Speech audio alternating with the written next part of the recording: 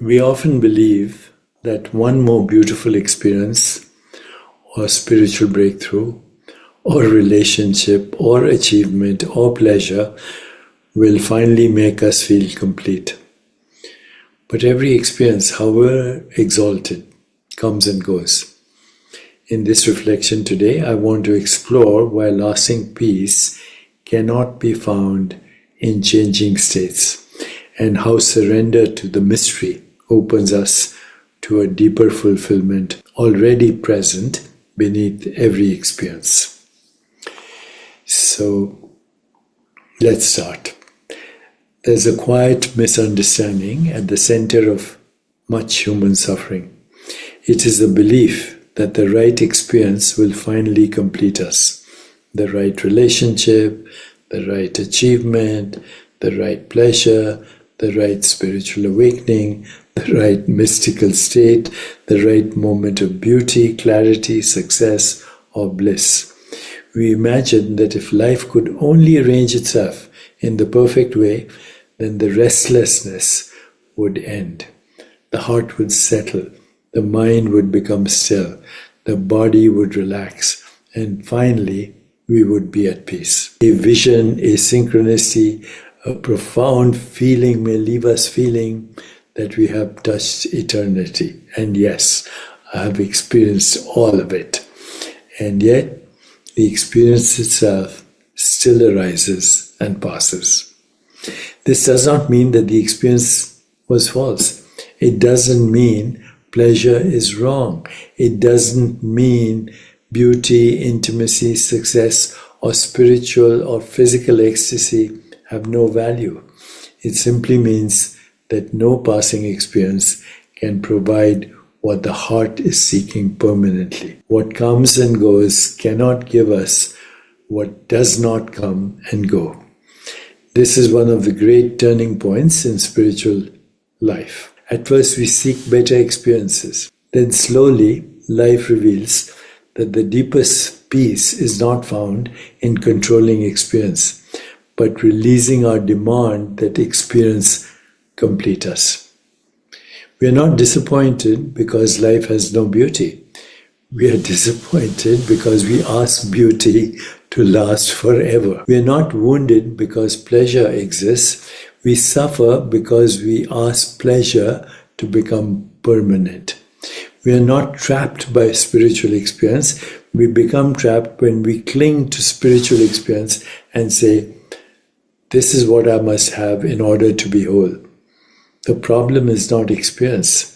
The problem is attachment to experience as the source of our identity, our security, and our fulfillment. An experience can bless us, it can open us, it can heal us, it can awaken something in us, but it cannot complete us.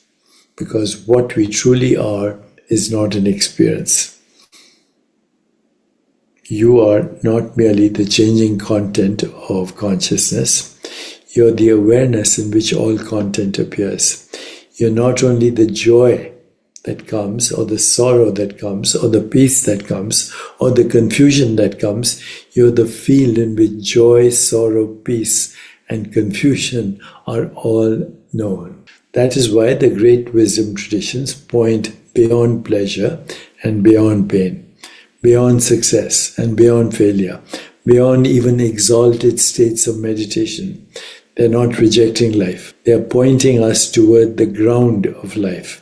They're inviting us to discover a peace that does not depend on the next moment being different from this one. And this is where surrender enters. Surrender is often misunderstood. It doesn't mean giving up. It doesn't mean becoming passive. It does not mean abandoning responsibility or discernment or creativity or love. True surrender means releasing the ego's demand to possess reality. It means allowing life to be larger than the mind's attempt to control it. It means resting in the mystery that cannot be reduced to an explanation or a belief or a concept or even a spiritual experience. Mystery is not ignorance. Mystery is the depth of reality before the mind divides it into categories. It is the sacred unknown from which every breath arises. It is the silence beneath thought. It is the stillness beneath movement. It is the presence beneath every changing state. Surrender whispers something different. It says, even this is held. Even this moment belongs. Even this uncertainty is not outside the sacred. Even this breath is enough. This does not mean we stop growing. It does not mean we stop caring. It does not mean we stop creating, loving, healing, or seeking truth. It means our actions no longer arise from the panic of incompleteness. They arise from participation in the mystery. We can enjoy pleasure without asking it to save us. We can welcome beauty without needing it to remain. We can experience spiritual openings without turning them into trophies. We can love more deeply because we are no longer asking another person to provide the infinite. We can live more freely because we are no longer making each moment responsible for our final fulfillment. This is the paradox.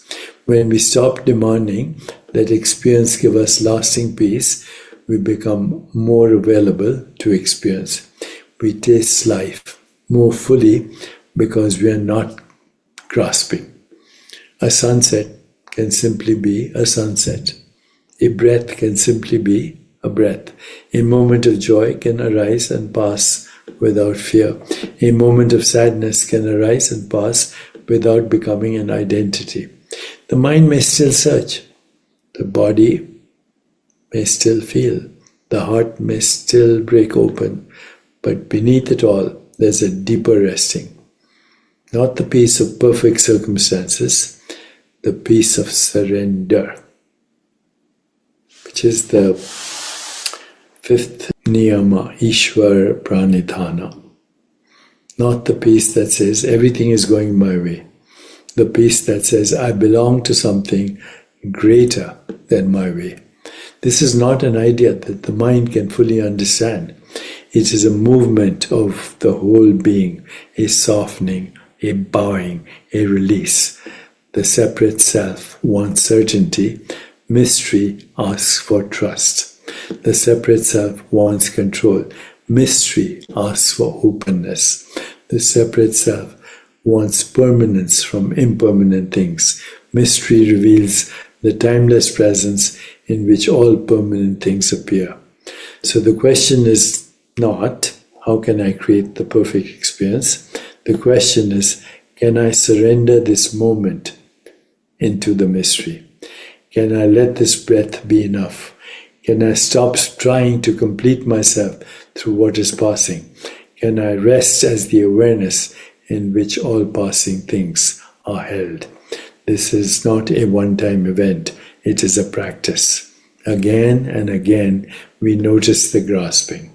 The mind reaches for the next pleasure, the next insight, the next reassurance, the next high, and gently we return. Not by condemning the mind, not by rejecting desire, but by remembering this too is arising in awareness. This too is held by mystery. This too does not define what I am. So take a moment now, feel the breath entering and leaving the body. Notice that each breath appears and disappears. Each sensation appears and disappears. Each thought appears and disappears. Each emotion appears and disappears. And yet, something is aware. Something remains open. Something is not coming and going in the same way. Do not try to grasp it. Do not try to name it. Simply rest. This is the doorway, not another experience to possess, not another state to chase, but a surrender into the mystery that is already here.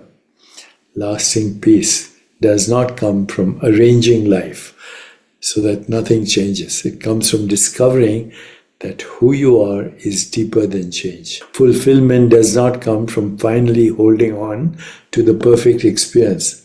It comes from releasing the need to be completed by any experience. Pleasure may delight you. Beauty may awaken you.